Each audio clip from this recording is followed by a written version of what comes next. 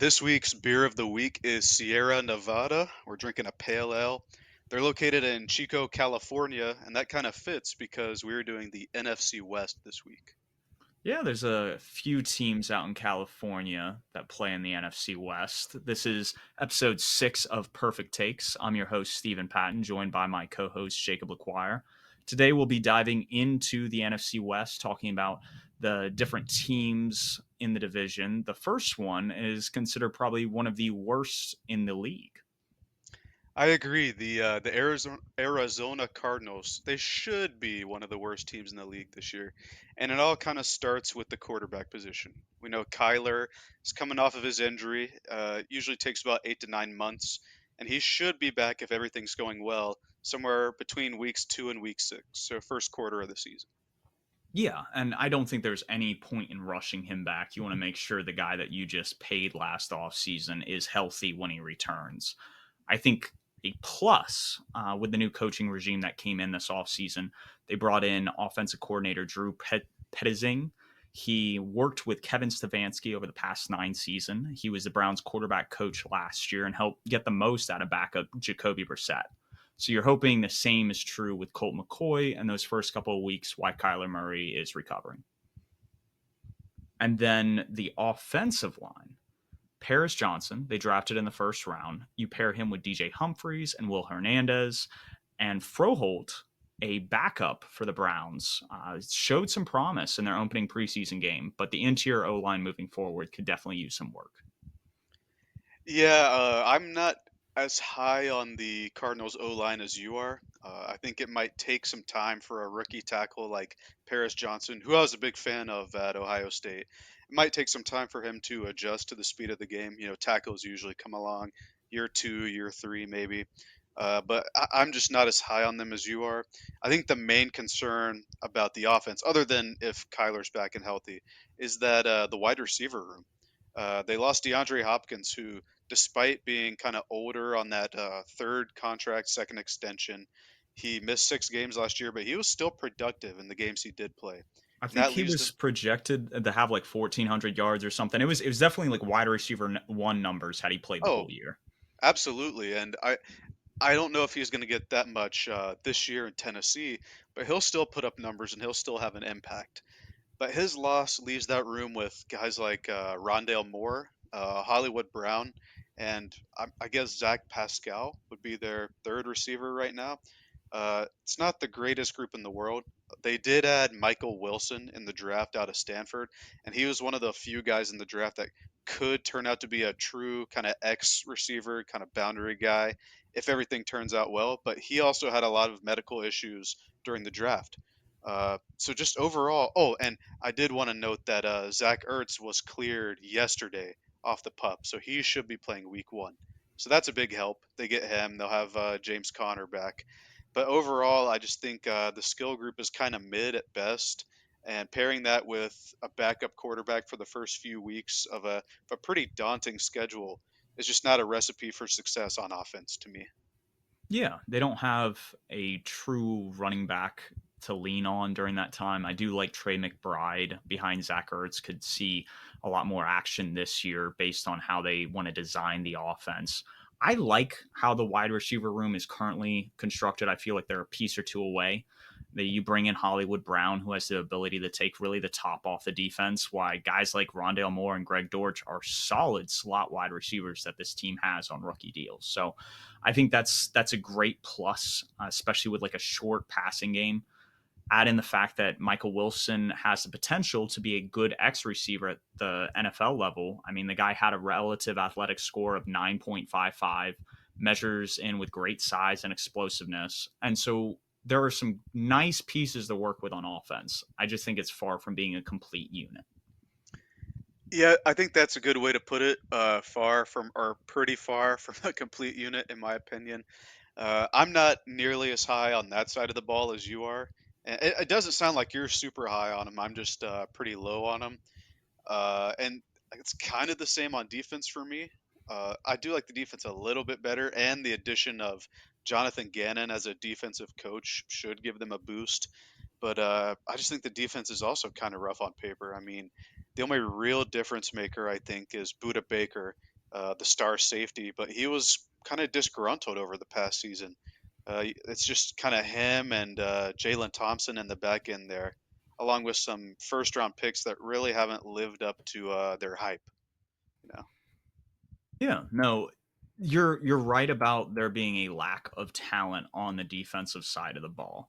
And Buda Baker currently really isn't happy with his contract situation. He wants a big payday, especially when he sees guys like Jamal Adams and uh, other guys on the West Coast kind of get those paydays, and so he's wanting to be compensated as such. I do like some of the younger guys they have in Isaiah Simmons. They finally put Zaven Collins as kind of an edge rusher in the preseason games, and then they drafted a guy that I thought would have been a great fit in Carolina, and you liked coming out of the draft in BJ Ojolari. So it's not a group by any means that is going to win any awards, but it's something where you have a nucleus that can build upon. And I'm really interested in Nick Rawlis, the guy that's the new defensive coordinator. He was the linebackers coach for the Eagles the past 2 years, and his background's with Mike Zimmer.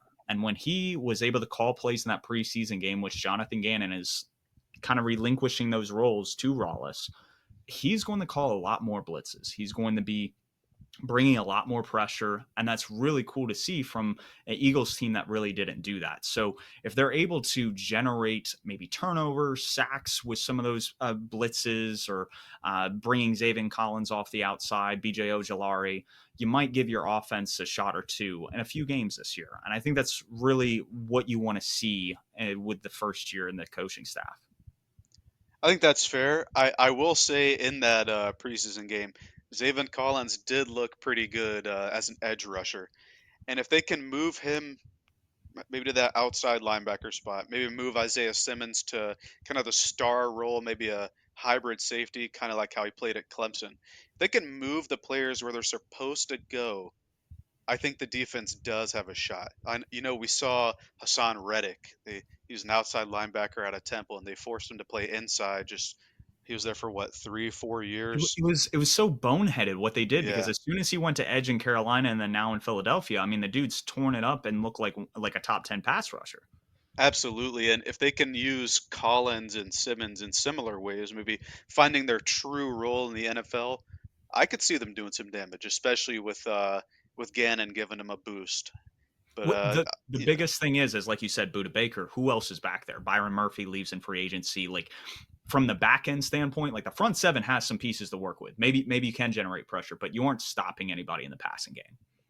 yeah, I think Marco Wilson, he was like a fourth or fifth round pick out of Florida, is one of their starting corners. But yeah, I agree with you. The back end does need some help outside of Buda Baker. And yeah, I mean this team's just rough on paper. I don't think a lot of people expect them to be pretty good. And the main point is that we kind of expect them to be bad. I mean, no huge additions, but the bright side is that they seem to be looking toward the future. They made that trade in the draft. They had the third overall pick. They trade back. They eventually trade back up to get Paris Johnson, but they acquired the Texans' first round pick next year, which should be pretty high. We'll talk about that a bit more next week. But having two top picks in the draft next year, which is supposed to be a QB heavy draft, can be a really good thing. They could take one of the QBs. They could, if they're set on Kyler, they could get a king's ransom for one of those high picks, maybe both of those high picks.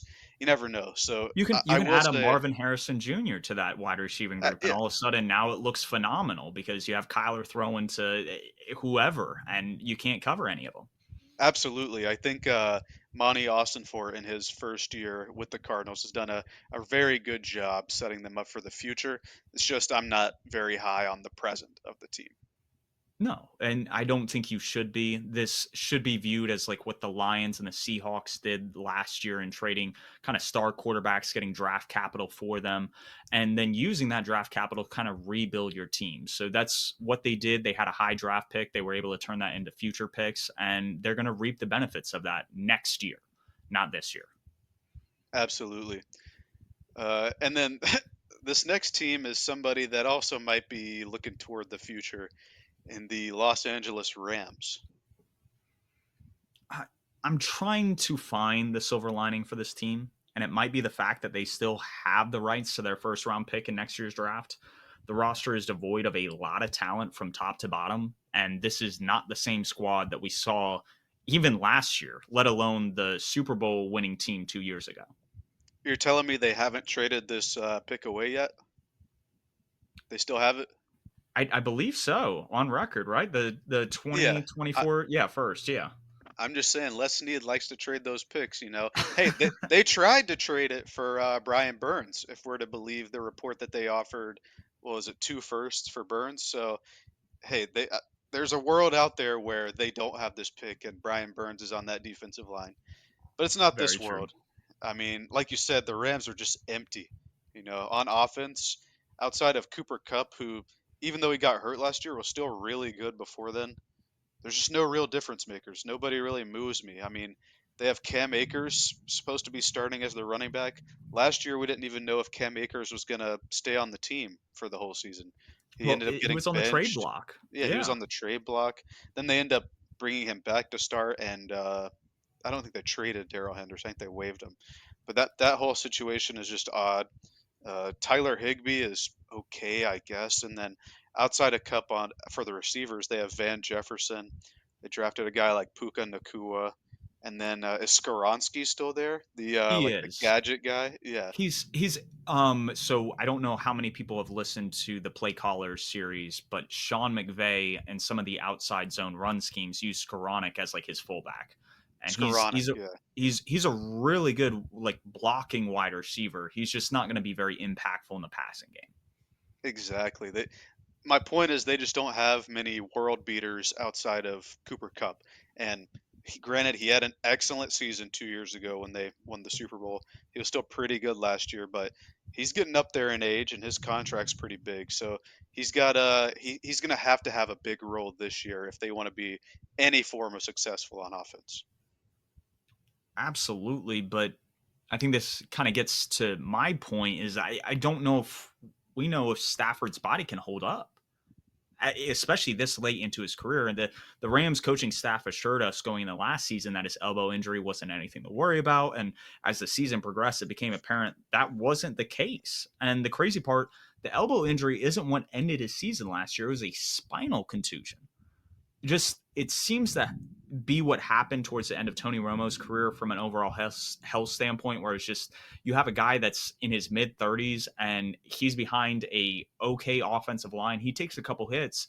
This guy could be out early, and you have Stenson Bennett as your backup. Yeah, Stetson Bennett, the new vet in the QB room. But God, he's so old. But like Stafford, this isn't this isn't like a recent thing about him being injured. He's been banged up his whole career. And if all these things kind of catch up to him and like you said kind of compound into his late or mid to late 30s, we could be seeing maybe the end of Stafford sooner rather than later. And then, like you said, the offensive line. It's been an issue for a few years now since Andrew Whitworth retired. Now, they did add an offensive lineman early, in quotation marks, in the draft the last few seasons. They added Steve Avila last year and then in the second round. And then I believe 2 years ago, their first pick was at the end of the third round, and they also added an O lineman. So they're addressing it with their early, again, quote picks. But yeah, it's still I think needs a lot of work if Stafford or Stetson Bennett needs to stay upright. I couldn't agree more on both of the Rams' recent Super Bowl runs in 2018 and then 2021. They had great offensive lines that could protect the quarterback that opened up Sean McVay's offense. And I don't think their starting O line is a bad group this year, but they're extremely thin, and a few injuries could have this group tail spinning again like they were last year. I do like Van Jefferson, and Rams coaches are raving about rookie Puka Nakua. But if those two are the big weapons outside of Cooper Cup, it's hard to see this team moving the ball effectively throughout the year. I agree. I think we are one Cooper Cup injury away from the Rams offense being kind of horrible to watch again. It's exactly what happened at the end of last year. Except, let me throw the asterisks on it. Oh boy. Except in that Christmas game where Baker Mayfield was the quarterback and they just decimated the Broncos defense. That That was the was, only yeah. exception. And he didn't he have like a comeback drive versus the Raiders or something? Yeah, but the The Raiders Raiders blew blew. they blew every lead last year. Yeah, But yeah, point notwithstanding, Cup needs to stay healthy if the offense is just watchable, I'll say. And the defense is kind of in a similar state. They got kind of one guy holding it down while the rest of the defense is just kind of there. it's an 11-man unit, and we're expecting Aaron Donald, who has won Defensive Player of the Year award 3 times. He's a first ballot Hall of Famer, and he's absolutely phenomenal. That's not the question. The question is, can Rams fans even name a defensive lineman outside of Aaron Donald? Like, yeah, you drafted Byron Young, but outside of that, can you name anybody else? I couldn't even tell you which Byron Young they drafted. Remember, there were two of them. I think it There was the were. Tennessee one. Yeah, I don't think they got the Alabama one. But yeah, like you said, over the past few years, the Rams' defensive line, I think, has been pretty good, pretty deep, and it's a good roster of veteran players. They had guys like Leonard Floyd, Dante Fowler Jr. They had Von Miller for that Super Bowl run. They had Ndamukong Suh for the 2018 Super Bowl run, if I Yep. remember correctly. Uh, That unlocked AD. He hit yeah, 20 sacks because Sue was able to take up bodies. absolutely. AD went nuclear that year. Last year they had Greg Gaines. They've had Sebastian Joseph Day. I believe they've also had Ashawn Robinson, who I know I'm being an Alabama fan here, but he's an underrated run defender for interior defensive linemen. And Oh, now he's going all to of tear those it up guys with are. the Giants. Oh, absolutely. I think he's going to fit super well up there with Dexter Lawrence and Leonard Williams. We might see those guys this Friday when they come to play us.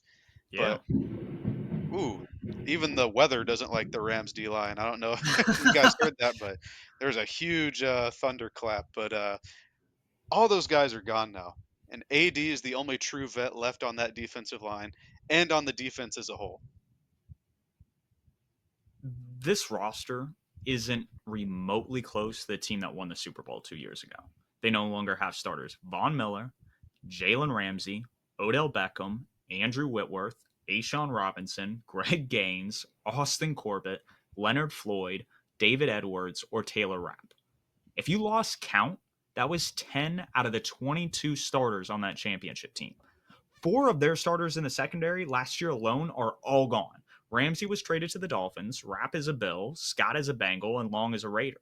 They're returning Jordan Fuller and signed former Ram John Johnson, as both are projected to start at safety. So that leaves Akello Witherspoon and Darian Kendrick as their starting quarterbacks. And I don't think anybody listening to this podcast are very familiar with these guys, and they don't necessarily inspire a lot of confidence.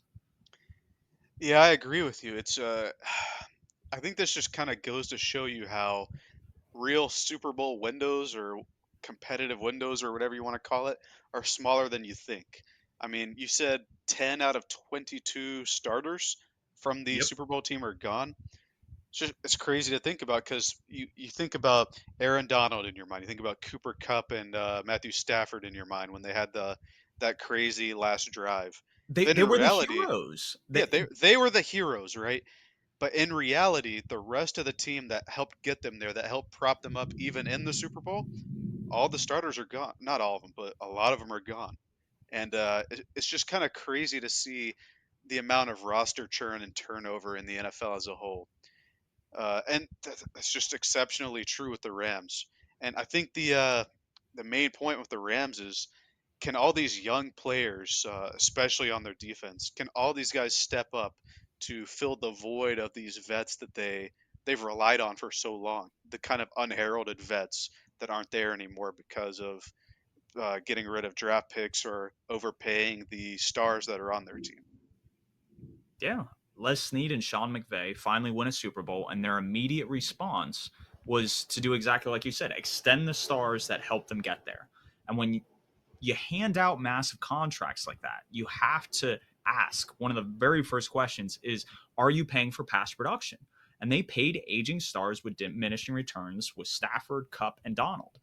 And the biggest question I think Jason Fitzgerald said after that Super Bowl is, if you don't win that game, do those players get those extensions? And Absolutely not. that's the point. Now, was it worth it? Absolutely. You win the Super Bowl, you pay your guys, you have the parades, you have the banners for the rest of eternity. But now you have to go through the time of rebuilding because you mortgaged your future to get that championship.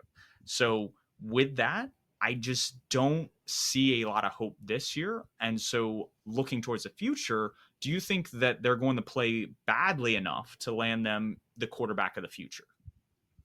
Yeah, that's my question too. Is that are they bad enough for a top 2 or 3 QB in the draft? I don't know. As we get to our division predictions later, I don't even think they're the worst team in the division currently. So I'm not quite sure that they can get the Williams or May, but I mean maybe they can get the third or fourth guy. It's going to be hard to beat out the Cardinals or a team like the Bucks or teams like that. But yeah, that's the point with the Rams. They're like the Cardinals, but they aren't as set up for the future. I think that's Yeah. kind of the big takeaway. And they still have the stars, right? They still have their two guy or three, depending on how you feel about Stafford. It's just I don't know how far they could carry him moving forward. Absolutely. And going to another team in the division that has a bunch of quarterback question marks and for different reasons are the San Francisco 49ers. And you got to feel for a guy like Trey Lance, who third overall pick has had injuries kind of hamper his career, both at the college level and at the professional level. And you just wonder if he's going to get a fair shot this year.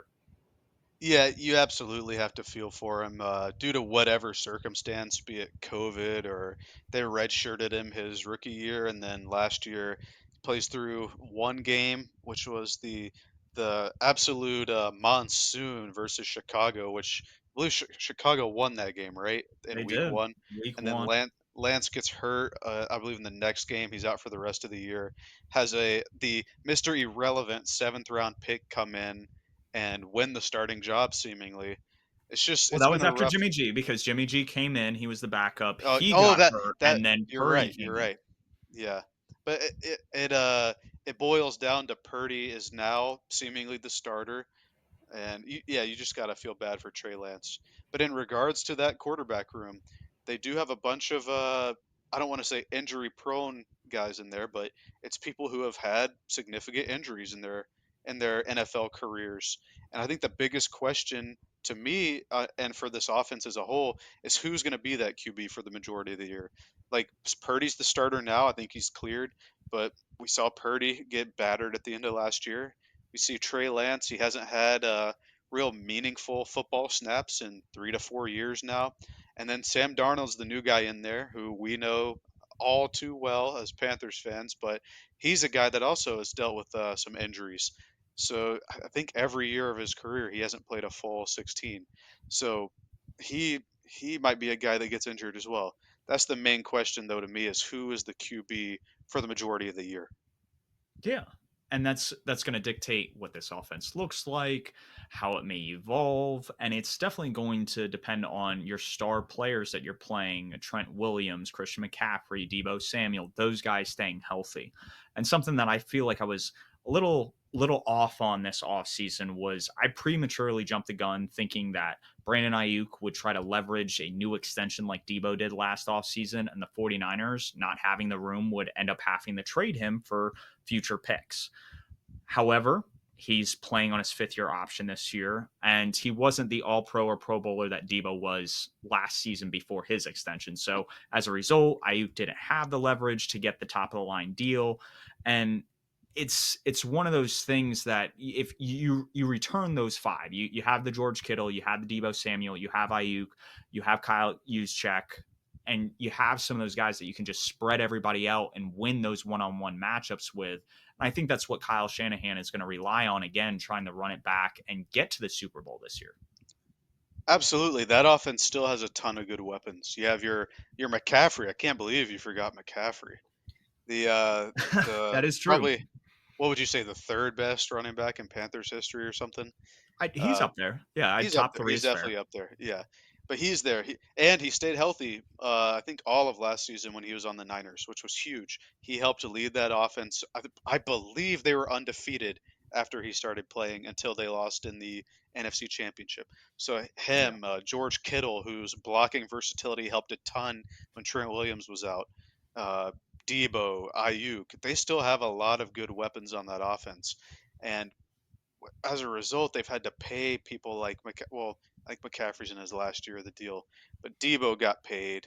Kittle, he might be due for an extension soon. Ayuk might be the odd guy out following his. I assume they're going to pick up his fifth year option, but No, following he's that, playing on his fifth year this oh, he's year. So he playing is on. a Okay, free agent next offseason. And that's why I thought there'd be a little bit more leverage, but he ah, doesn't have a Pro Bowl nod. He doesn't have an all pro nod. He doesn't have that working for him. and he hasn't been extended yet either. Is interesting because he's definitely a top. I would say at worst like top 40 receiver. Yeah. He's really good. I think a lot of the Panthers, one of them, I think could use him. But yeah, they still have a ton of good weapons on that offense, and it's going to be interesting to see if Shanahan keeps the Shanahan offense, which works. It worked with Jimmy G. I think Purdy's pretty similar to Jimmy G. Or if Lance comes in, if he can finally try to evolve it into like the final form of the Shanahan offense, where the QB is a weapon as well instead of a distributor. Yeah, I mean, we saw Kyle Shanahan do that with Robert Griffin III in Washington. That Hmm. was part of what put him on the map is he was able to implement play action and bootlegs he had learned with Gary Kubiak in Houston, and he was able to apply that with a mobile quarterback, and it just blew open the game. So to be able to kind of unlock that aspect of the offense would be huge, and it would add another layer on top of all those weapons we've been discussing. It just comes down to what happens after this year because they do have a good group on the offensive side. They have playmakers all over the field, but you already have Trent Williams, Christian McCaffrey, and Fred Warner making top of the line money. Like they're top three paid at their position. And then you have Javon Hargrave, who's top 10 at his position. Nick Bosa is probably going to be the highest paid at his position. And so at that point, you don't have anything left to give to Ayuk. And so when it comes down to seeing who's more valuable, Debo's resume isn't that impressive. He's averaged about 50 receiving yards a game throughout his career. And if Ayuk takes a step this year, I think the 49ers would benefit from actually trading Debo and signing Ayuk and trying to manage it that way moving forward. Yeah, I definitely think Ayuk is better as a receiver, like in the receiving aspect of the game. He's definitely like a saucy route runner. He's a good cutter. He's kind of like and it's kind of weird to say this because he hasn't played that often, but Ayuk kind of reminds me of Kadarius Toney with his shiftiness. Not to that same degree because Yeah, Toney's one of the craziest cutters I've ever seen, but Ayuk is up there definitely. So I do think he's definitely the better receiver. I just think Debo is more versatile overall, and I think Shanahan likes to use him in that backfield with Juszczyk and now McCaffrey and the stable of running backs that he always gets them to produce. He always gives his running backs like 200-yard games per season. But absolutely. yeah, I And think that. Oh, go ahead. yeah, I was just gonna hop on that with Debo. Like you're on point with that. Like what he offers that offense is so huge. The biggest thing is he's always dealt with health concerns his Hmm. entire career. So it's like, do you actually get that? It's like that Christian McCaffrey kind of thing. He was healthy all last year. Does that hold for this year, kind of thing? Yeah, that's absolutely fair. I think the big question is, like I talked about earlier, can Shanahan do more with the offense, or can have we kind of seen the ceiling? And I think we kind of have an answer to that in one of their recent losses this year. They did lose Mike McGlinchey, their right tackle, and that kind of made me think about their O line as a whole.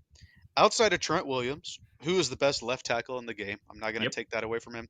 He's probably in my lifetime, maybe only Joe Thomas has been better, but he's definitely up there. He's one of the best left tackles ever. But outside of that, their offensive line is not the greatest. And we saw No. that on full display versus the Eagles in the NFC Championship. Now, granted, the Eagles' D line was disgusting last year, but the Niners O line just couldn't hold up.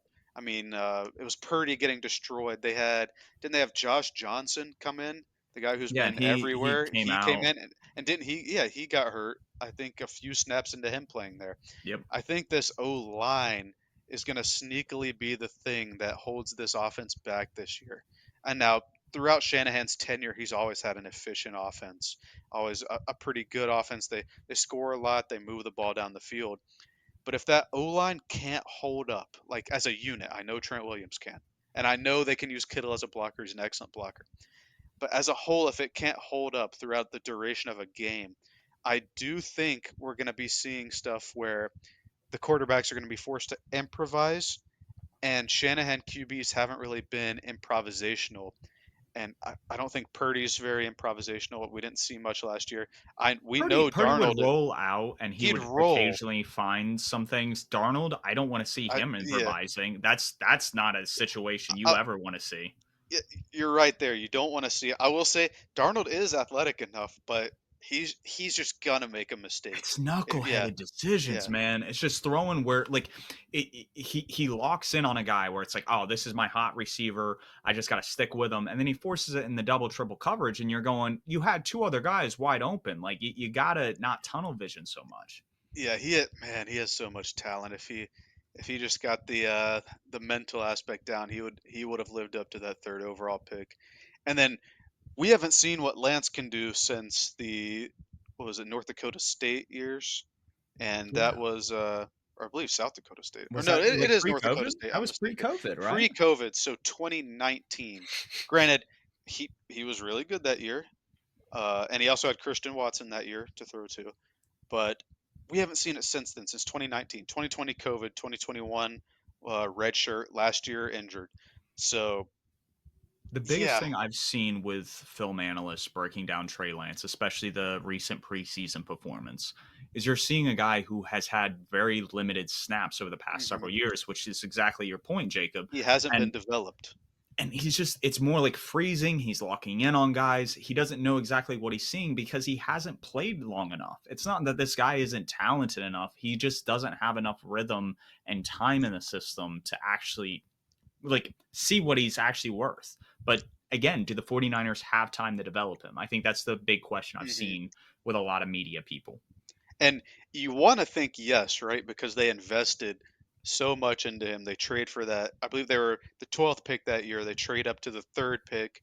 They trade two future first round picks to Yep. Miami just for him.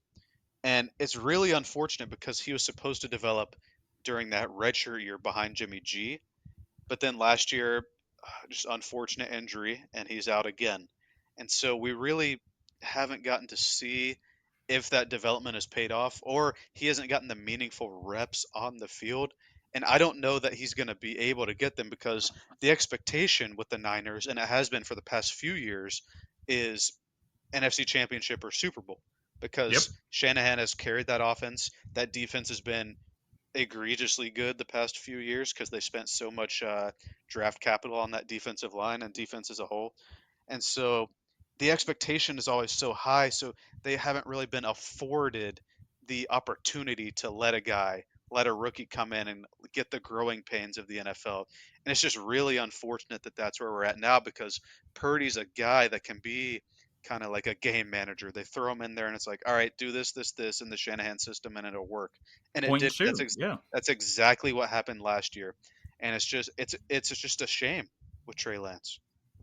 Now we've gone on a long tangent about the offense. I think what hasn't been discussed, at least not enough, is that Kyle Shanahan has lost three solid coaches over the past two seasons. He lost Mike McDaniel last year to Miami, and then lost to Miko Ryans and Bobby Slowick to Houston this year. And Mike McDaniel and Slowick, their last years with Kyle Shanahan, they were the passing game coordinator. So I don't have an issue with the run game, the outside zone, but Kyle Shanahan is now in charge of the passing game, and it is fully on his shoulders. And he definitely picked up right where he left off last year when Mike McDaniel left. But you wonder when you keep losing these many people if you're going to be able to skip a beat like you did the year before. And that's going to rest a lot on Steve Wilks, who's now the defensive play caller. And we have a lot of love for Steve Wilks. I just think he is a downgrade ultimately to D'Amico Ryans. I think losing all these coaches as a whole is a huge loss to Shanahan. Now, I'm not sure, I could be wrong here, but I believe Slowick was the last guy kind of in the Shanahan tree that came from the Washington Atlanta days. And Yes. so the cupboard's Well, in he wasn't in Atlanta. He was a defensive at play call, he defensive was in assistant with Washington with them, Washington. right? Yes, he was. Yeah. Where we see that whole tree kind of come from, that whole like modern Shanahan tree kind of. And now none of those guys are there with him. To your point, I think losing D'Amico Ryans was huge. I think it would have been a lot worse had they not gotten Steve Wilks to replace him. Yes. Wilkes was an excellent play caller for us in, what was it, 2017 when we made the yeah, he was 2017, right? 2017, and he Yeah. brought a lot of heavier like blitz Mhm. concepts with Carolina. But the reason why he's going to San Francisco is because he's had other stops since that time, and he's shown to do what he has from his Ron Rivera background. I think he's even worked with Lovie Smith. Is he does understand the Tampa two shells, the cover two shells, and he will just play back and let the defensive line get after the quarterback because their starting four will do exactly that. He doesn't need to send extra pressure to really get after the quarterback. Oh yeah, if he sends a pressure, it's an automatic sack, or if he sends a blitz, it's an automatic sack with this D line. Yeah, he's an excellent defensive coordinator. I do wish he got a fair shot. I gotta say fair shot because what happened in Arizona, that just wasn't fair No. when he was the head coach there. But at the very least, he should have this defense playing well again. I think what's kind of sneakier and what's more important about this defense is that they lost a good amount of starters or kind of depth rotation guys this offseason. They lose Emmanuel Mosley. They lose Aziz Al Shair. They lose Charles Amenahu and Jimmy Ward followed D'Amico Ryans to Houston. All those guys are gone. All of them played significant snaps for them last season They and the did. past few seasons. And the only guy they really brought in to start was Javon Hargrave. They're just filling in from their depth now. So I think that's going to be kind of the sneaky loss of the offseason as in the NFL is not just D'Amico Ryans, but losing a lot of the pieces that he moved around. It's going to be interesting to see how the depth kind of and the young guys. I know they drafted a young safety how they kind of fill the void of these veterans that have been so integral and stout in that 49ers defense we've seen just dominate teams over the past few years. And what's crazy is they paid Javon Hargrave top 10 money at his position. Now, granted, some of it is backloaded, so it is a little misguided looking at the numbers, but when you shell out that much money, you could have kept three of those starters that you talked about that they lost. Retain kind of that defensive core because Charles Amenahu, Jimmy Ward, Mosley, those aren't bad players. They're still young. You can work with. And so now it gets to the point that you have to extend another star on that defensive line in Nick Bosa. And how much is he worth? Inflation value, if you were to kind of look at what Joey Boza and TJ Watt have signed, especially TJ Watt's deal, he could be worth almost 35 mil a year. I don't think that's the case, but inflation wise, that seems to be, I think, what he's pushing for. Yeah, I mean, that's just an exorbitant amount, I think. I know the salary cap's rising and everything, but I believe the highest AAV next in line because he'll be the next highest, I believe is at 28 million a year. So like such a not inflation adjusted obviously, but such a huge jump from 28 to 35. I just really don't see that happening.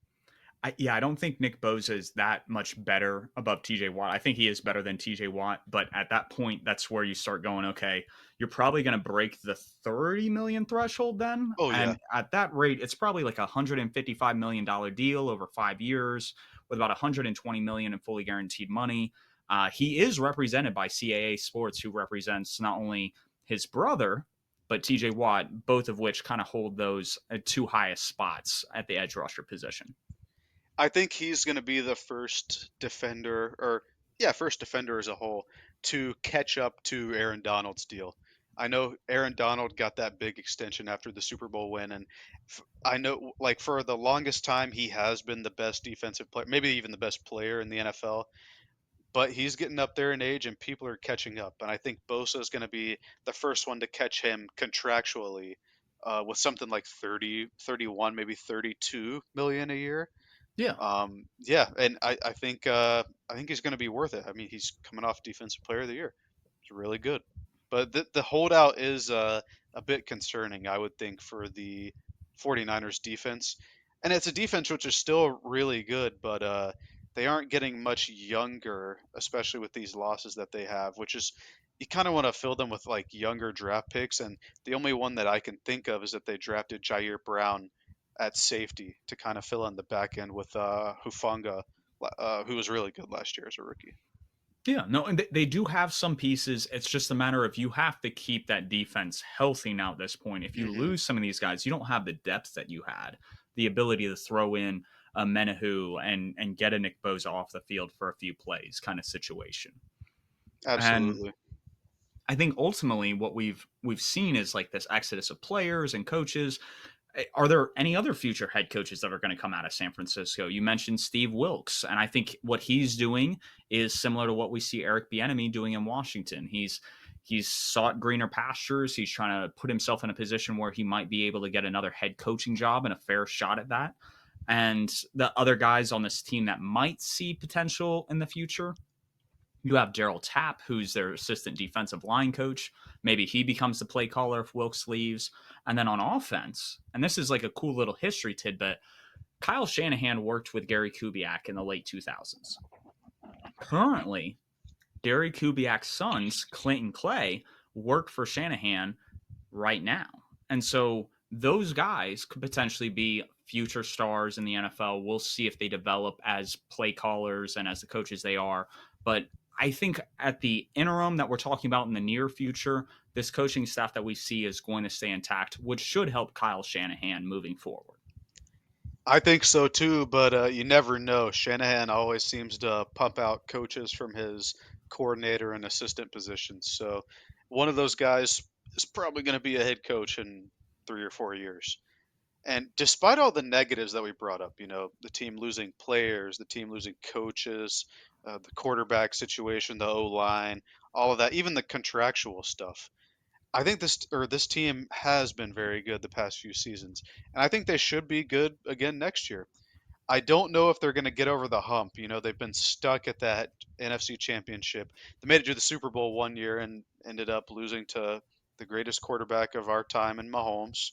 Uh, but Yeah, I they don't had think a they're going 10 to. point lead. Yeah, I mean, Yeah, you can't do much else other than that. I mean, Mahomes is Mahomes. that's what inspired the Trey Lance pick. Jimmy G missing that deep shot to I can't recall the receiver. Emmanuel Sanders, they had It him was that year. Emmanuel Sanders. Wow.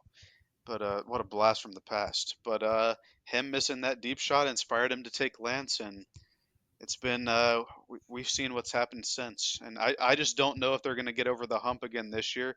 I think they've lost too much. But in a weak NFC, I do think they will be a playoff team.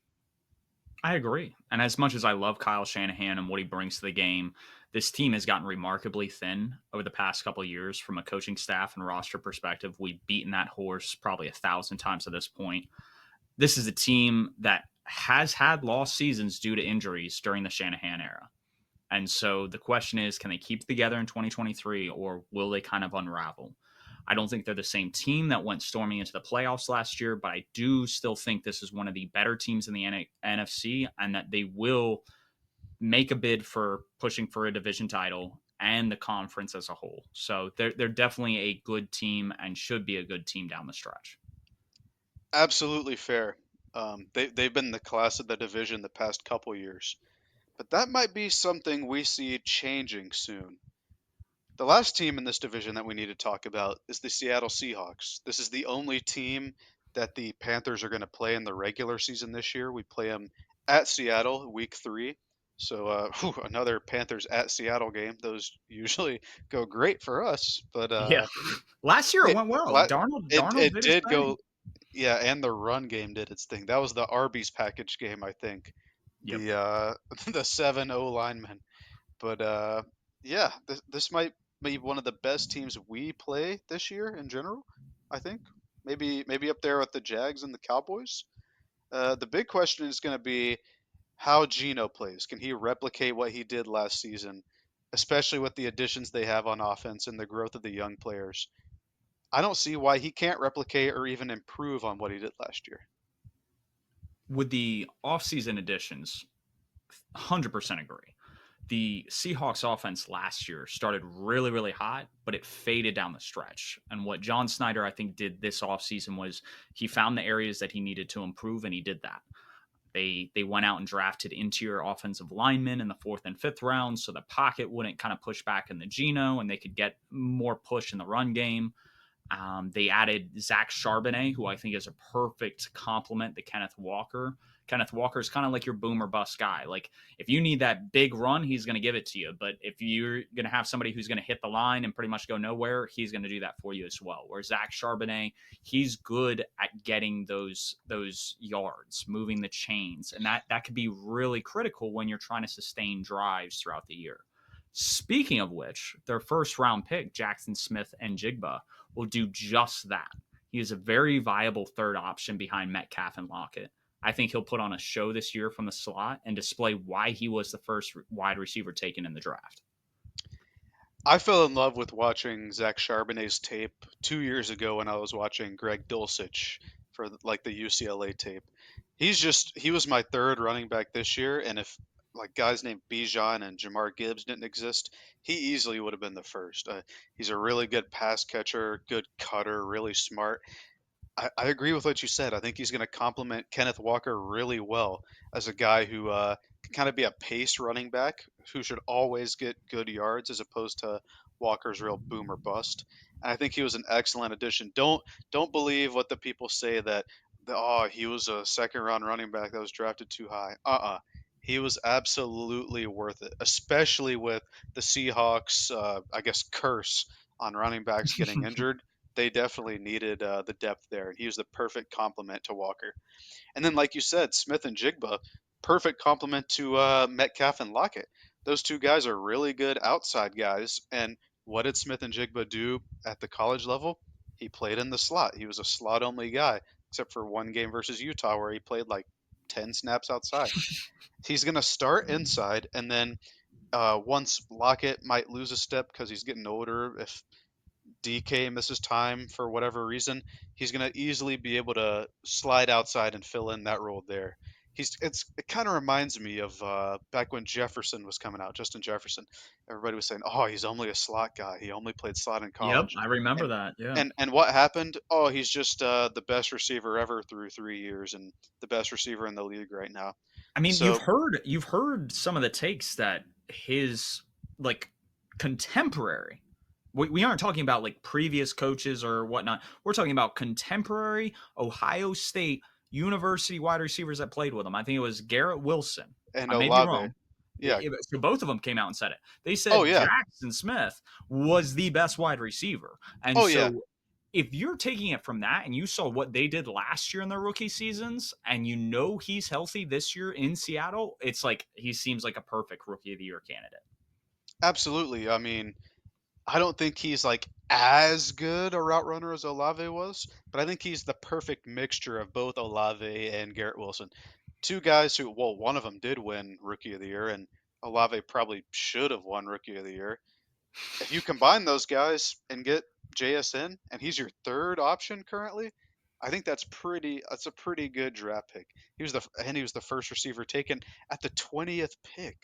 I mean, Yep. some Now people there were was saying there he was was a going to run go to on there that. was a There run was on a wide run. receivers. It was like four right after him. So But there's some people saying like the Bears at pick 9 should take him, or the Titans at pick 11 should take him.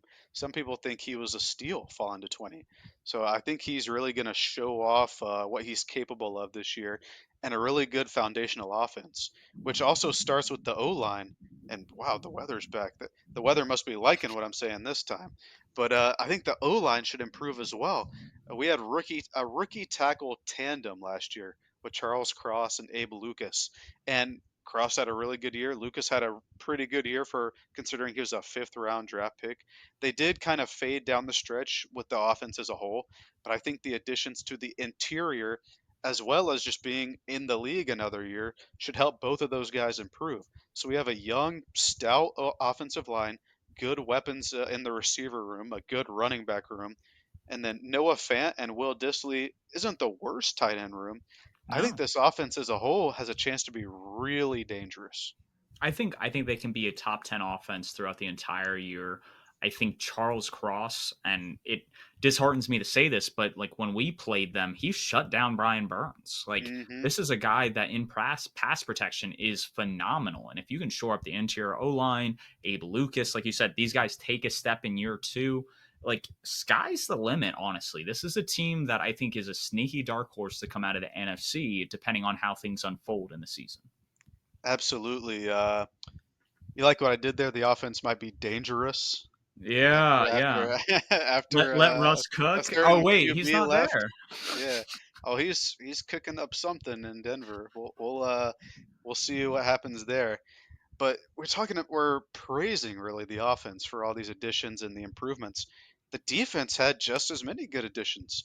I mean, look in the draft, the fifth overall pick, they added a corner. This was the Yep, highest DB, I believe, in the Pete Carroll, John Schneider era that they've drafted, I and he's believe. Yeah, I believe so, and he's just the guy to draft that high. I mean, I had Witherspoon as my number one corner this year.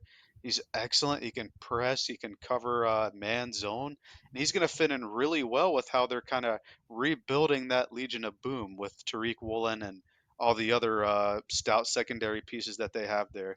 I will say, I thought the defensive line was an area of concern last year, but they made a point to address that. I guess they agreed. They signed Draymond Jones from the Broncos, who's a really good interior pass rusher, something you don't really see these days outside of Aaron Donald. They added Jaron Reed, who's had a stint there before, so he knows the system. And then they draft Derek Hall early in the draft as well, a guy who I thought could have gone a lot earlier. I know the Panthers were considering him at pick 39. We ultimately went with Jonathan Mingo. He's a guy from Auburn, good outside backer, really violent hands. He's going to be a good addition to that edge rusher room with Uchenna Nwosu, who just got extended. He had a really good year last year, and second year player Boya Mafe. boy, Mafe, he has some work to do. He was one Hmm. of the worst in terms of getting after the quarterback last year. Which again, like they He was got a gashed in rookie. the run. No, no, and exactly. He Mhm. he is a rookie, but it's they invested a second round pick in him, second round pick in Derek Hall. So now that you have some of these younger edge guys, you're hoping Draymond Jones and Jaron Reed shores up the middle of the defense because if you can stop the run and you can get after the quarterback with those guys, like you said, they have Tyreek Woolen and Devin Witherspoon now. Those guys could be locked down on the perimeter. Absolutely, and then they also have really good safeties. With I know Jamal Adams is kind of a meme because of the what they traded to get him and his contract, but he's a really good safety. And then they also have Quandre Diggs, who I think is one of the most underrated players in the NFL. Those two, then you add in Tariq Woolen, who had an excellent rookie year last year and can only we're assuming he takes a step. Then you add Witherspoon to that, the number one. No, Will Anderson was the number one defensive player, but he was the first defensive back drafted. Yep, And the thing is, he doesn't even have to start immediately. They had I Kobe know. Bryant last year, who was a really he played good for where he was drafted as a rookie. I believe he was fourth round. They added Michael Jackson, the DB last year. They have Kobe Bryant and Michael Jackson back there making plays, And and and when that's you have like various nickel packages, there's no reason why a guy like Devin Witherspoon can't be on the inside. You have Kobe Bryant on the outside, Tariq Woolen on the outside, and like you said, these two safeties ranging all around, and all of a sudden it's scary hours. absolutely. Those two safeties, Tariq Woolen, and then the best singer ever and one of the best basketball players ever. And then you add a top five pick. Yeah, absolutely. That secondary should be excellent this year. I think we're getting as close to the Legion of Boom as we've been in terms of talent and a secondary since that group won the Super Bowl. Yeah, And yeah, I mean, a decade ago, like that's the yeah, crazy wow, part. that's a Is like decade ago. 2013 was 10 years ago, ladies and gentlemen. Absolutely. And I do think they might have more talent as a whole on offense. That might I be a think on stretch. offense they do. I think on Yeah, offense this is probably the most talented we've seen a Seattle since, team. since that 2013 year at the very least. I mean, that team was sneaky good with Doug Baldwin and I just Curse and Marshawn Lynch. I wouldn't put the wide receiver room above what they have now, but Oh yes, I no, mean Marshawn Lynch was a huge needle mover. I yeah, mean that guy could just churn it out. absolutely. I think as a whole, this team has had the best offseason of all four teams in the division. They added areas where they needed to. They added areas where they didn't need to, and I think they're going to get really good improvements from guys who were already outstanding rookies last year. I I don't know if there's a way to quantify this or anything. Maybe by snaps played or something. But this last year's Seattle Seahawks draft has got to be the best rookie class since the 2017 Saints class. Yeah, And it's I up there. think I think this class that Seattle drafted this year has a chance to be just as good. I wouldn't which be shocked is to see them win the crazy. division. Yeah, this team should be outstanding this year. I think they fixed a lot of holes this offseason on both sides. They'll be vying for the division, which is crazy considering, and Jacob here can attest. He thought they were a bottom three roster last year, and rightfully so. They ship out Listen, Russ. They have a lot of holes, and stuff happens. That's fine, but stuff happens. nobody expected Gino to take the step that he did, and the way they publicly viewed the Seahawks, just the general public, is completely different 365 days later. And it ultimately comes down to, I think, if they're going to make a Super Bowl push, how good the pass rush is. We talked about it a few weeks ago, but if you're going to make a run at the Super Bowl, you really need three guys who can get after the quarterback. I like Nwoza. I like Draymond Jones, but you need a guy like Derek Hall or Boyfe Mafe to step up this year. And if one of them does, if Derek Hall like really just catches fire his rookie year, it could be game over for the NFC. I think this is a team that we might see kind of like the Eagles last year, that kind of trades for or signs a couple of D-line mercenaries towards the Mm-hmm. trade deadline. Kind of the Eagles added Quinn, they added Linval Joseph, they added They added Sue. Ndamukong Suh. Yeah, I knew I was missing one. I think this is a team we could see that adds guys like that towards the trade deadline, towards week 10 or 11 when they're making that deep push going for the playoffs. But yeah, absolutely. They proved me wrong last year, and I hope they continue to ride the wave and really push to go on a deep playoff run. I think they're a team that's able to do it in this weaker NFC. And we've wrapped up our four teams, kind of our breakdown. So we got to get into our additions to the division. And starting with our top 10, starting with a head coach, Jonathan Gannon. He's coming to an Arizona Cardinals team that's it's just kind of bad overall. He's coached one of the better defenses the past couple years with the Eagles, and we're hoping he kind of really brings a defensive pedigree and stamp to that Cardinals defense that allows them to be kind of play free, kind of put the guys in the right positions, like we were talking about with some of their former first round draft picks, and really has them playing at a higher level than we expect. I know that the Cardinals are probably expected to be one of the worst teams in the league.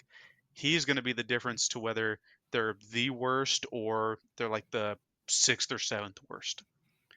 And then number two, another coach that's coming to the division, Steve Wilks.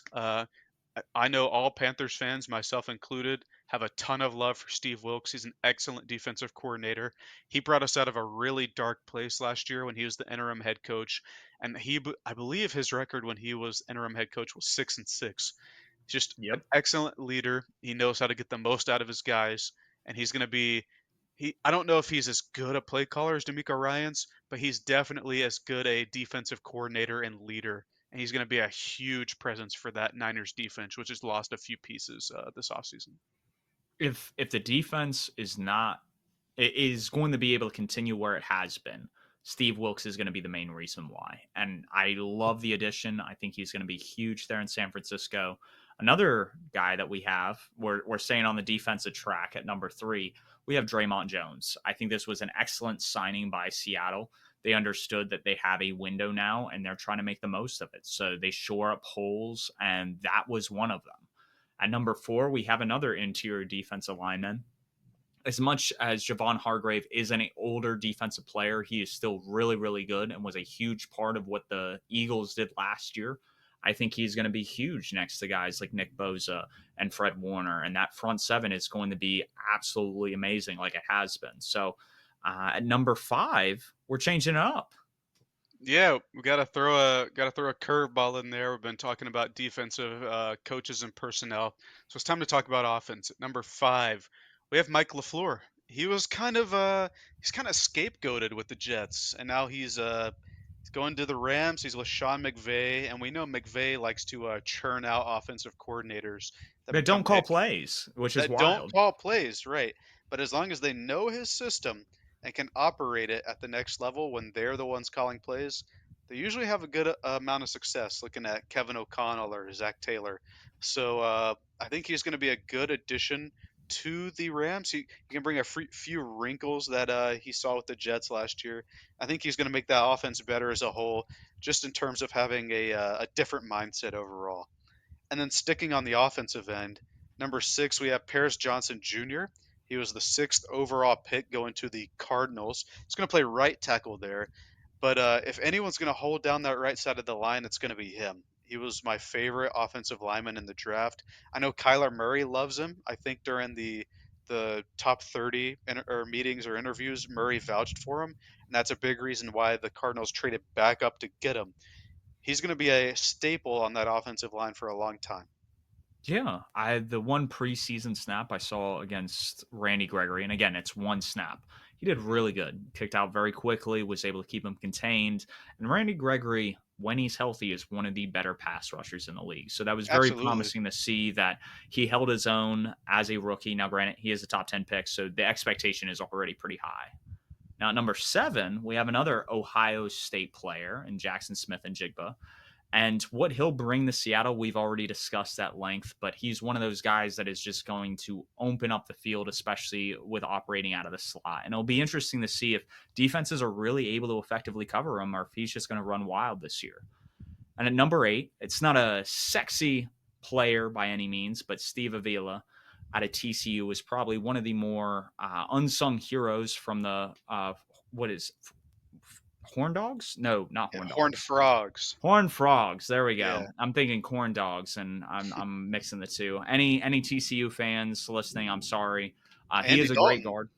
Oh, that is right. Also came out of TCU. So they've definitely turned out guys. I was watching some Darren Sproles highlights. No, Kansas State. I need to Yeah, stop talking college before I get myself in trouble. Regardless, this is a guy that is going to help the Rams offensive line. They need some help there. We were talking about that. That was already kind of a porous unit, and you need to protect Matthew Stafford. This is a guy that's going to affect the run game, the pass game. He's a big body, and I think he'll be a plug-in day one starter. So I think that was a great addition by the Rams. absolutely. He kind of Avila kind of gets he is the unsung hero of the Horned Frog season last year. We talk about Quentin Johnston, talk about everyone else on that offense, Kendry Miller, but he was the one setting the tone up front. And then on the other side of the line, at number 9, another Cardinals player. I, I have all the Cardinals players. It's BJ Ojolari. He was one of my favorite players in the draft, probably my favorite defender. I was begging for the Panthers to draft him. He's just an excellent outside linebacker, pass rusher, super explosive, super athletic. Needs to work on his motor a little bit, but he's also super young. And I think he's going to be a perfect fit on a D line that's been coached by a guy like Jonathan Gannon, who he's seen guys like Josh Sweat, like Brandon Graham, like Hassan Reddick. Now, if anyone can coach him up to be his best, I think Jonathan Gannon is the guy to do it. And then rounding out our top 10 is another D lineman. It's Jaron Reed. He's coming back to Seattle. He's already had a stint there. He went to the Packers for a while, coming back. I think he's super important because Seattle lost both of their interior starters from last year in Puna Ford and Shelby Harris. And so, alongside Draymond Jones, they need a guy to come in, help stop the run, just be productive. And a guy like Reed, who is familiar with Seattle as a whole, is going to be productive there and should help shore up that D line, which was, I believe, both of our concerns for the Seahawks this year. Yeah, that was definitely, I think, problem one when you look at it from a defensive standpoint. And they signed 2 guys. Hopefully, some of the other. I think they have a 4th and 5th rounder that's also interior defensive lineman they drafted this year. So they've definitely tried to throw bodies at that issue, and we'll see if it pans out. Now, we wrapped up the top 10 additions. We have our top 10 subtractions, and the first guy there is D'Amico Ryans. There's, without a shadow of a doubt, he is probably the most important piece missing from the NFC West this year. He called a phenomenal defense the past couple of years, and I think he's going to be sorely missed, even with Wilkes kind of stepping in, which then leads me to another guy that he brought with him to Houston to be his offensive coordinator, and that's Bobby Slowick. So Mike McDaniel, he steps in as the passing game coordinator in San Francisco. He leaves to Miami. Who takes his position? Bobby Slowick. So now you see him go, and we saw how good that passing offense was last year. So hopefully he can get CJ Stroud to be more point and shoot. We don't see some of those reads that we saw against like the Patriots. Now, granted, the Patriots run some exotic looks, so Hopefully what we see from Stroud this year will be really, really good. And that'll be in part because Bobby Slowick calls a really good offense. Absolutely. I think Stroud is a perfect QB to play in a Shanahan-esque system. And another offensive coach that left that division is Thomas Brown. He was the assistant head coach for the Rams. He was a tight ends coach, running back coach, running game coordinator, and now he's the Panthers offensive coordinator. I think any guy who's coached on the offensive side with McVay knows his stuff. We've seen that. And him coming to the Panthers is going to bring a bevy of knowledge and information that's going to gel well with the rest of the coaching staff we brought here and with Frank Reich especially. And then number 4, we have Byron Murphy. He was one of the consummate starters for that Cardinals defense last year. He was really good nickel for them. He bounced outside, played outside. And we were kind of talking about how that secondary is kind of porous outside of Buda Baker. His loss is a big reason for that. I think he's going to have a good year in uh, it's Minnesota, right, where he went. And Yeah. the Cardinals are definitely going to miss him. Without a doubt. I think that was a huge addition for Minnesota, and we talked about that on that episode. Moving on to number 5, we have Zach Allen. He leaves the Cardinals, great interior defensive line defender. He was kind of starting to come into his own. He's brought in the Denver to kind of be the Draymond Jones replacement. So we see Draymond Jones enter the NFC West, and we see Zach Allen leave for the AFC West. And at number 6, same thing. Mike McGlinchey gets a top 10 right tackle contract from the Denver Broncos. He'll be their starting right tackle. It seems like the Sean Payton is really liking some of the players from the NFC West and kind of building his offense around and team around some of those guys. So at number 6, like I said, Mike McGlinchey. He wasn't a fan favorite from the 49ers, but he's a solid right tackle, and I think he'll be sorely missed, especially considering what the 49ers offensive line looks like right now. Sean Payton's a poacher. He That's is. all there is to it. Yeah. And another guy that's gotten poached by a familiar face in terms of the players they've taken.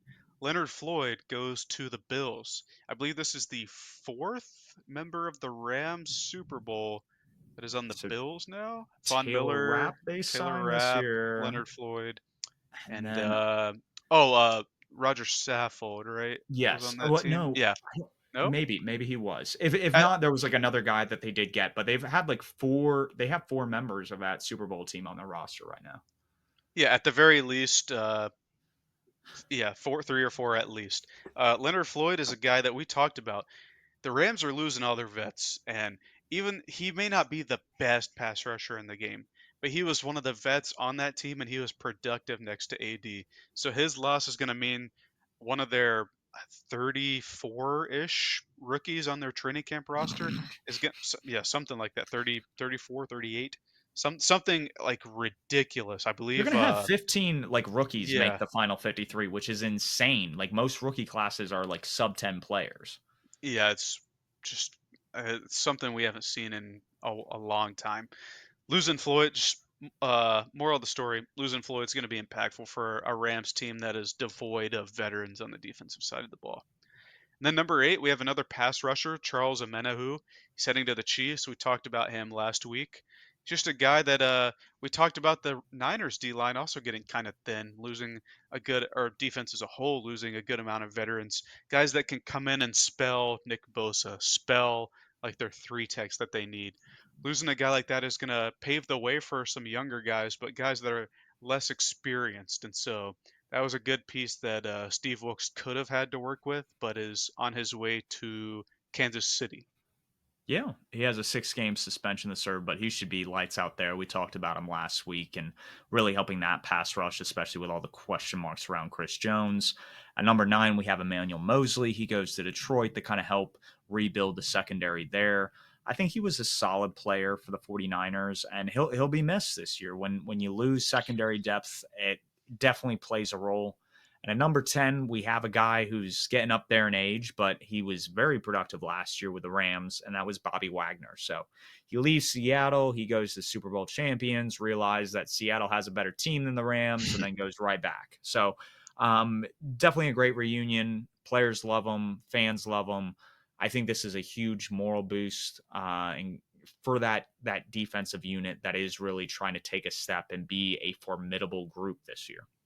Yeah, he betrayed the Seattle fans for he was what, 2 years on the Rams? For No, I think two it was just years. a year. Oh, No, he just didn't. one He year. wasn't Wow. there. Yeah, he So left last offseason when we had all that Russ issue with him going gotcha, out. gotcha. So yeah, for 1 year he goes to the enemy, but now he's back, so everything's all good.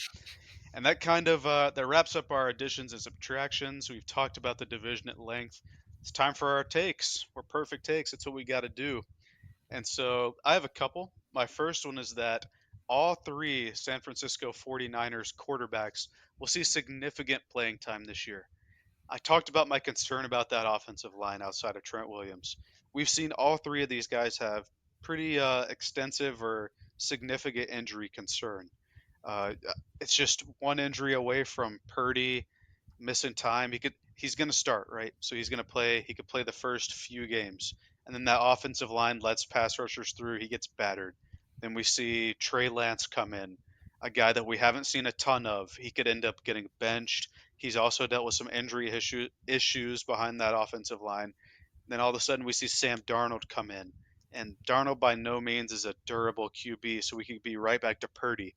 My point is this offensive line is just not ideal for a group of quarterbacks that aren't the aren't franchise QBs, and all three have significant injury concerns throughout their NFL careers. Would be my point. Yeah, And I think that's the great take to have with the 49ers. I think exactly like you said, the offensive line is a huge concern. And the way that people need to think about the offensive line and secondary is you should always, if you do not have stars all over in those position groups, you need to have solid players. And that's mhm, just, they don't have that. They have Trent Williams, and that's really about it. right, solid players and depth if you don't have the Yep. stars either, and that doesn't look like the deepest of O line rooms. And then my other take, this is kind of a tangent take, maybe. It's about fantasy football. And it's that Tyler Lockett, DK Metcalf, and Jackson Smith and Jigba will be the best fantasy football trio of receivers for any team this year. So in totality, those three receivers are gonna have the most points of any three receivers on any team. I know a lot of people like the Bengals because they've been kind of the class of the NFL of receiver trios the past couple of years. But I think each of these receivers complements each other perfectly. Plus, with the additions to or the growth of the O line, I think this is going to be a really good passing offense this year. And I think all three of these guys are going to be fantasy viable and super productive in terms of real football as well. And Gino's not afraid to sling it. This isn't like a Mm-mm. Jimmy G at quarterback who's gonna just check it down and take the easy. No, he's gonna launch that thing, and he's going to hand the ball to these guys. So I think that's a great take. I The think uh the Geno play to the throw to Lockett, I think it was versus the against the Saints Saints, last year. yep, Yeah, bro. That was one of the best throws of the year last year. it was Geno better. will throw that thing. I want to say because he threw it in the pocket, it was right Mhm. down the middle. You had so many defenders there too, from like a visual standpoint when you're looking downfield. Like people want to hype up the PJ Walker, DJ Moore touchdown. I felt like that was just as impressive, if not Oh more. yeah. That you could like blank out who was throwing the ball behind the line, and it would remind me of like a prime Russ moonball kind of Hmm. throw. Oh yeah, that Geno was. is Geno's that guy. And with that being said, I'm going to talk about a quarterback in one of my takes, and I think the Rams backup quarterback Stetson Bennett will start at least 4 games this year. I don't think Matthew Stafford is going to stay healthy behind this offensive line with the weapons he is working with, and that'll play out, and we'll see Bennett down the stretch. I think the other take is, and like you were saying, hyping up the Seahawks. We spent probably about 20 minutes hyping them up, which is crazy considering our rivalry in the 2010s with them. Hmm. But I think they'll win at least 10 games and route to the division title. I think this is a team that is going to play lights out week in and week out, and it's going to be very hard to stop them or get past them, depending on if you're going against their offense or their defense. And they just have so many players right now, and it's really cool to see, especially considering where this roster was a year ago. Absolutely. I think that's a very plausible take that I also agree with. That kind of gets into our division standings. And the team that I have winning it all is the Seahawks. It might be kind of a stretch considering how good the Niners have been over the Shanahan era. But you look at the Seahawks additions on offense, you look at them on defense, along with the expected growth of some of the key players at key positions like offensive tackle, defensive back. I think the Seahawks can and will win this division. It also doesn't hurt that they have the best QB in the division at the moment until Kyler gets back to form. Okay. But I was I until was I was until then, curious. Yeah. yeah, until then, Gino is much better than whoever the Niners throw out, and better than uh, the corpse of Matthew Stafford. I agree. And when you hit on a draft class, you said it earlier, this is probably the best draft class we've seen since the 2017 Saints draft class. That opens up a world of possibilities. Last year, Seattle, they found their tackles of the future, a lockdown corner, and somehow their backup quarterback was a hidden gem. I felt like Schneider addressed concerns on the roster, and they have what it takes to dethrone San Francisco for the division crown, which then gets into the number two team that we have in this division. Both of us agree. What are your thoughts on the 49ers? I think they aren't far behind. They've been the class of the division for seems like forever now, but it's probably been like 5 years. They still have a great play caller on both sides of the ball. I don't want to diminish Steve Wilkes. He's an excellent defensive coordinator. Still have really good stars at good positions like Trent Williams, Kittle, McCaffrey, Debo. And on the other side of the ball, that D line is loaded, and Fred Warner. I will say the QB woes are concerning for me. And like we mentioned earlier, in regards to Shanahan, feels like he's at the end of his rope when it comes to his staff with his connections. Hopefully, Wilkes can have the defense staying dominant, but I think the Niners' time is running out. Yeah, I think Jason Fitzgerald has worded this so beautifully, and it's always why, like, I broke it down. Like, the Rams, they lost 10 out of the 22 of their starters from the Super Bowl team. You can't think of the team that you're looking at as the same team as the year before or the year prior. And when you have so much roster turnover, you have to take that into account. And it's not that I don't think the 49ers are one of the better teams in the NFC. I think they're going to make the playoffs. I think they're going to make a Super Bowl push. It's just when you have that many losses on both sides of the ball, it makes it hard even when you have a superstar of a coach in Kyle Shanahan, and there's going to be some regression. So I think they're going to win 10 to 11 games rather than the 12 they were kind of at last year. I think, was it 12 or 13? Like one of those things where they were the second best team in the NFC, and I think Seattle is starting to take that in terms of roster talent. That's absolutely fair. I was just looking. Five of our top 10 losses were from the Niners, and there were a couple we didn't even mention there. So that they're definitely losing important pieces while Seattle is gaining important pieces. And then third and fourth, we actually had mixed up.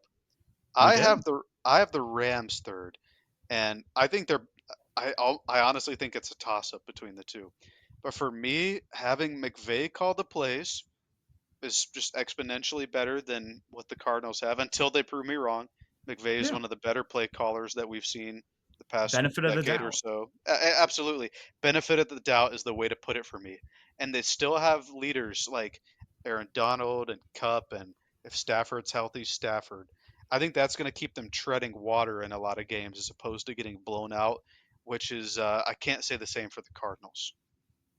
Yeah, and I'll touch on the Rams, and then we'll both touch on the Cardinals. I have the Cardinals at 3, and for various reasons, I was optimistic about them and the kind of brief time we spent on them. But with the Rams, for me, it's like we just listed off Stafford, Cup, and Donald, and that's it. That's Hmm. really it. You have Rob Havenstein as your right tackle. You have Joe Noteboom at your left tackle. I heard there was competition with him, and it was either like a seventh round guy or an undrafted guy for competition at the left tackle position, and that worries me. Like if Joe Noteboom doesn't have that on lock, like I don't think this guy is Jason Peters. So because of that, it's like it's concerned that it's like how well are you going to be able to protect Stafford? And you don't have weapons that you can get them out to where you can scheme quick passes and quick outlets. So it will be very interesting to see what McVay does. But this isn't a roster that should give you any cause for hope. This is bare to the bones. They are going through a hard rebuild. Absolutely. Uh, I don't know. I guess I'm just a sucker and believe in McVay and AD still, excuse me. But then, yeah, like to me, the Cardinals are in last just because they don't have the benefit of the doubt to me. Kyler's going to miss at minimum 1 or 2 games, maybe more than that. And I'm just not as confident in Jonathan Gannon's ability to lead a team like I am with Pete Carroll, with Shanahan, and with McVay. All three of these coaches are proven. They've all been to the Super Bowl. McVay and Carroll have won Super Bowls, obviously. I do think the Cardinals are set up better for the future than the Rams, but as of right now, I just can't have myself put them over the Rams for next season as opposed to the future. Yeah, I think Stafford starting out, he is healthy. He could play all 17 games, and if he does, this is going to probably be a competitive team week in, week out. The biggest thing is when you start looking at the rest of the roster, it's the Cardinals actually have some guys that can get after the quarterback if it's scheme right. They have a couple wide receiver options and they have pieces on the offensive line that leads me to think that overall the Cardinals have a better roster. I think it does come back to the point that you said is that the other three teams have proven coaches, and we don't know exactly what we have with Jonathan Gannon. We think he's the best addition, and hopefully he is a needle mover in terms of what they're trying to do in Arizona. I think that if they can keep it together with Colt McCoy over those first few weeks, Kyler comes back, they could take off and surprise a few teams. I don't think that they're going to make a wild card push. I think that would be crazy to assume about this roster, but this is a team that I think can get pretty darn close to 500. I think they could be a 7-10 team and kind of squeak a few out that no one really saw coming. Very fair. And so to kind of consolidate our predictions, both have the Seahawks at 1, both have the Niners at 2. I have the Rams 3 and the Cardinals 4, and you have the Cardinals 3 and the Rams at 4. That is true. That's how I see stuff shaking out. We'll see if that changes. We'll do obviously the end of season, not the end of season. At the end of this series, we'll do a projection where we'll do the win totals, but that'll definitely come out more to light when we do that. Absolutely. So wrapped up this division. We are a Panthers podcast, so we got to talk about the Panthers a little bit. We had a preseason game over this past weekend. Pretty I forgettable watched, one. yeah, pretty forgettable. I unfortunately watched the whole thing, so I'm gonna break down some of the what's the word? The misfortunes I saw, I guess. We started the game without Burns or Justin Houston. Miles Sanders had that groin injury. We didn't see Chandler Zavala, and we didn't see Eddie Pinero. So we had some guys filling in for the ones there. Other than that, I think all the starters played. We had Kobe Jones and Itor Gross Matos starting for the defense. We had Chuba Hubbard start for Sanders. Cade Mays started for Zavala. And the first few series where we had our ones out there, the defense was kind of mid.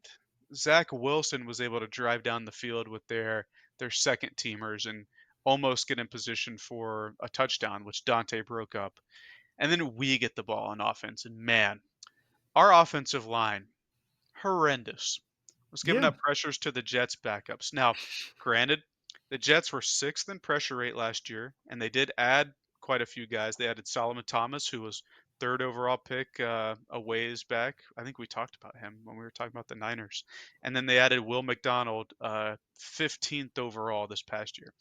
So they had some good and Jermaine Johnson, first rounder from last year. And he Man, was he was getting after the quarterback. He seemed to have an extra year from what I yeah, was seeing, and that's huge. Like he was a first round pick last year. You need that. When we talked about this team, they need somebody other than Big Q to step up. So if it's one of those guys, that would be fantastic for them. absolutely. And my point is that their D line is deep. So their second teamers probably would be first teamers on a couple teams. That doesn't excuse our O line just looking horrendous. I mean, we get fooled by basic stunts. Ike Aquanu gets beaten on a basic stunt, which was just not Twice. not great to see, considering he was a top 10 pick and he had such a good rookie year. We had high hopes for him improving. Hopefully, he cleans it up a bit before the next game. But yeah, as a whole, the O line just was getting Bryce battered out there. You had you had NFL Network and ESPN talking about, oh, well, Bryce is getting hit a lot. I hope he's okay, bringing in the size thing. Do we really want to hear that his like entire rookie year? No. I mean, James Campen took these boys to a private meeting after Oh the yeah. game, and you know that was an ass chewing of sorts. Like Oh, that you was know he was yelling. Yeah, but much deserved too. But yeah, it's just the game as a whole was not great. I think the O line, obviously, right guard, I think was the biggest problem. we We had we exactly like you said, Zavala's out, and we had he was out, Austin Corbett and who might be on the pup list. So it's we're on our third string right guard at that point. well, maybe even our fourth string because Nash Jensen, who's an undrafted O lineman from North Dakota State, he's played the most games for an FCS player ever, by the way. But he also didn't play, and he's been taking reps at right guard in camp. So we might have been down to our fourth right guard, which obviously isn't ideal. But the three series that we had, the starters out there on offense, we had three different people playing right guard. It was Cade Mays, who we drafted last year. He was a part of the Arby's package that everybody was hyping up. Yep. We had Justin McCray. He was a signing this offseason for depth. And then we had Michael Jordan, who has somehow Oh snuck no. his way back onto our practice squad or back onto our training camp team. Him and Cam Irving are still here for Michael whatever Jordan's reason. just love ruining good things in Carolina, in my Yeah. opinion. That's just Hey, he's 6'6". He plays in Carolina. Who knows? This might be a different Michael Jordan in disguise, but either way, he was horrendous. The one move from Jermaine Johnson, the spin move bull rush, I didn't think that was possible because when a D line spins, he shouldn't be able to bull rush the O lineman because he's off his feet. yep. But he still did it and caused a sack, which is just crazy. I think the main takeaway from this game is just there was just a lack of effort, especially from the O line. I think and it's just rough to watch. Some of the positives I'll say is C.J. Henderson had a strong performance. He had some really good really good coverage reps. Amari Barno looked really good. He had a sack and a couple more pressures. I think he was playing very well with I think it was with the twos when he did that. And yeah. Oh, and another thing I wanted to note: Laviska Shenault on that third down when we were backed up in on our goal Oh line. boy. Oh boy. Everybody knows if you've watched it. It's like a 5 yard stick route. JT O'Sullivan broke it down perfectly. Yep. The QB School on YouTube, Twitter, X, whatever. Really good resource for QB play. We see at the top of the screen, I believe it was DJ Chark. He ran the stick route perfectly. Five Yep. yard. It was 3rd and 5. He ran it It was like 5 yards, maybe 5.5, 6 yards. he got to the 14-yard line, and you see Yeah. Lavishka Chenault get to the 16-yard line. It was like, Oh, what? you see him running to like the 20. He just he saw the ball like out of his peripherals fly behind him, and then he turned around and noticed that he hadn't run the right route. I think we know by now that he's a gadget player, and hopefully we see him there in the future. But the moral of this game is that it's just toilet tape. You watch it, you flush it, go on to the next game. And the next game is on Friday of this week versus another New York team, the New York Giants. And we actually play up in New York. Now, who will the starting edges be? It could be anybody. I doubt we'll see Burns in Houston. So we'll probably see Kobe Jones some more, YGM. And I think a guy that is starting to show some flash in Barno. I thought he was a Burns light coming out of college. He had kind of that explosive step on the perimeter. And if he can really take that step in year two, that could be a huge plus for our defensive line. Now, we do need to find a solution for our interior offensive line that works in the preseason because the Giants' interior defensive line is a lot better than the Jets, in my opinion. You have Dexter Lawrence, you have Ashawn Robinson, you have Leonard Williams. Now, how many of those guys will play is yet to be seen, but it's one of those things that their starters are really, really good.